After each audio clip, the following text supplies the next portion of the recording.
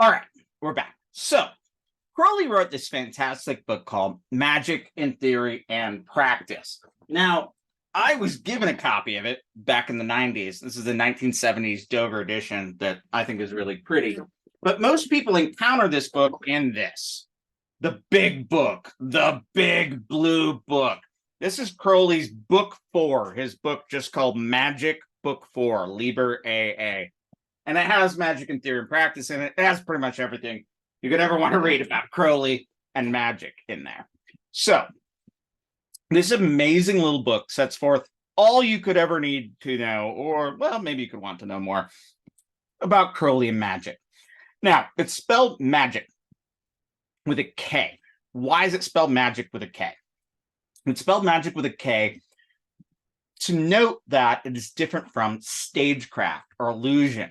Magic, and we're going to see it from what's follow, we're going to see in the following, is the transformation of the self and the world in accordance with will by application of force, and force is magic.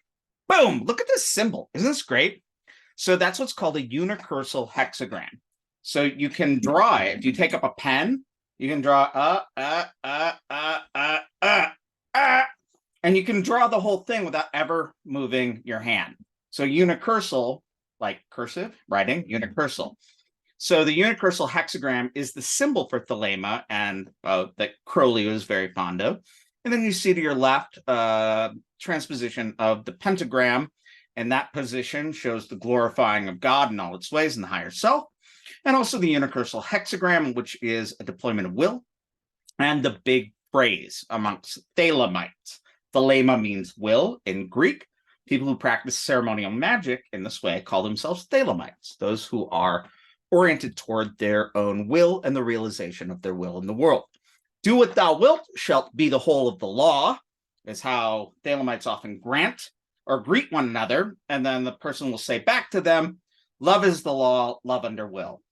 Thelema means will. Agape means love. We heard that word before. Remember agape? Here's agape love. Love is the law, love under will.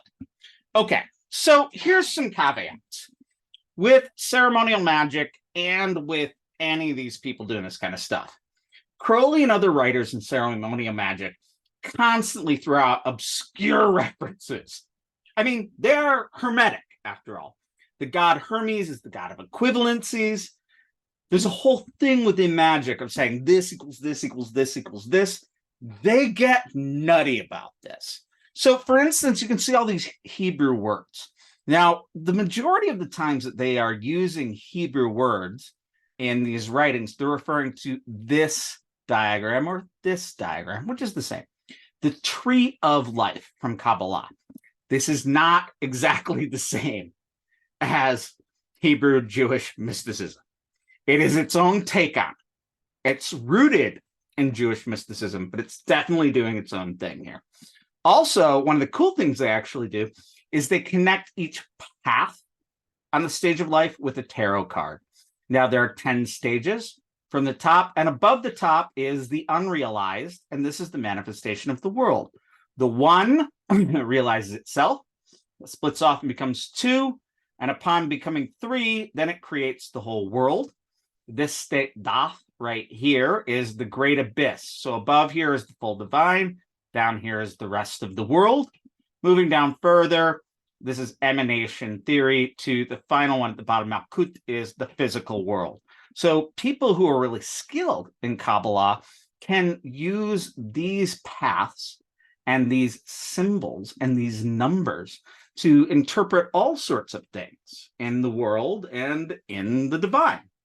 Now, when you first start reading about ceremonial magic and you start hanging around with these people, the references are overwhelming. It's like they're speaking another language, because they are. They're using English words and English grammar, but they're throwing out nouns from like 15 different languages. Over time and reading a bunch, you learn all the references, and then you can read it too, and you can talk in this way, and you can feel smug and better than other people. Because there's a weird thing about these ceremonial magicians.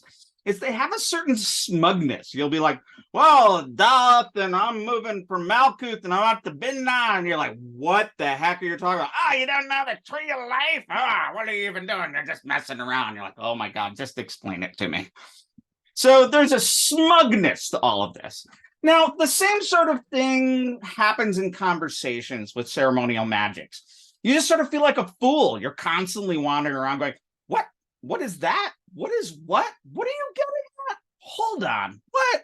And then you read enough books and you get acquainted with the vocabulary. And suddenly you can speak this magical language, which is really just a shorthand.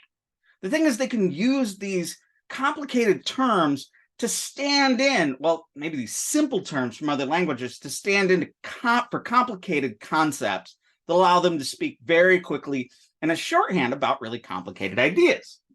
That said, there's a fair bit of gatekeeping here. There is a common adage that, and I've always liked this joke, if you get involved with thelema, what you see is what it really is a lot of kinky sex with math homework. There's something to that, the math homework aspect of it all. Take a break.